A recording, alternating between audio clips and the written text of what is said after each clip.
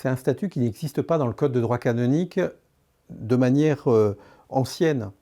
On a des expériences de vie d'église et aujourd'hui on essaie de trouver un statut qui structure la vie pour ces instituts, pour ces communautés nouvelles.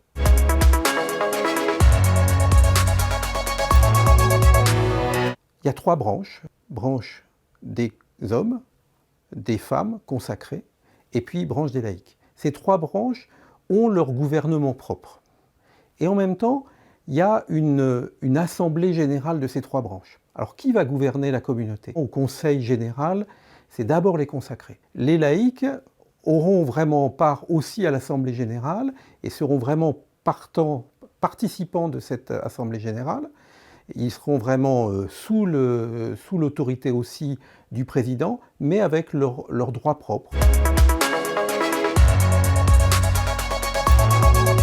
La communauté des béatitudes, elle avait historiquement, elle mélangeait tous les statuts ensemble. Des gens mariés, des gens en famille, des célibataires, etc. Le nouveau statut, il dissocie bien en disant il y a différents états de vie. Et on ne peut pas mettre tous les états de vie avec les mêmes devoirs, les mêmes obligations, les mêmes engagements. Par exemple, une chose qui est très clairement mise dans le statut nouveau, c'est que les familles doivent avoir un logement à part du reste de la communauté. Ce qui est très clairement dit, c'est que les familles, les laïcs, n'ont pas l'obligation de tout mettre en commun. Ils peuvent mettre des choses en commun, ce n'est pas interdit. Ils doivent donner une partie de leurs revenus pour faire vivre la communauté, surtout s'ils vivent au même endroit. Mais ils ont le droit à avoir des revenus qui leur sont propres. C'est pas une espèce on n'embarque pas les laïcs dans l'intégralité de la vie consacrée. Il y en a qui sont célibataires pour le royaume, qui ont tout donné, qui font les vœux de pauvreté, de chasteté, d'obéissance. Puis il y en a d'autres qui vivent autre chose.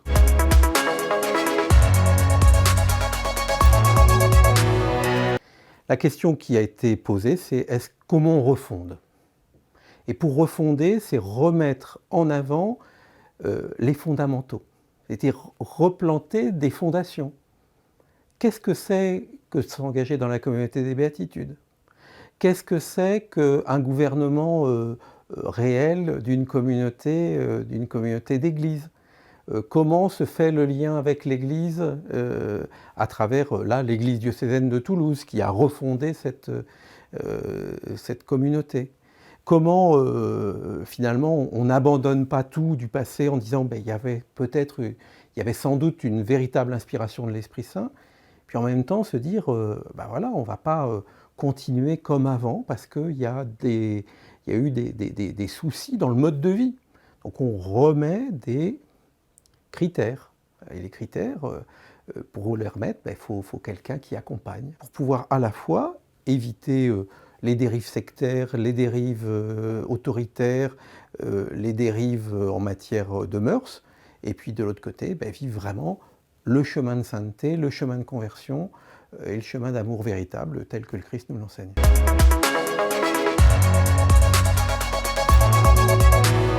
On passe toujours par une étape diocésaine, c'est obligatoire. Il y a des cas où on passe directement à Rome, mais toujours par cette étape diocésaine, la plupart du temps, pour un accompagnement de proximité. Ce qui veut dire accompagnement de proximité ne dit pas Rome se désintéresse, puisque Rome a donné son accord sur le fait qu'on puisse passer par ce statut-là. Monseigneur Le Gall le dit bien dans le décret qu'il a pris.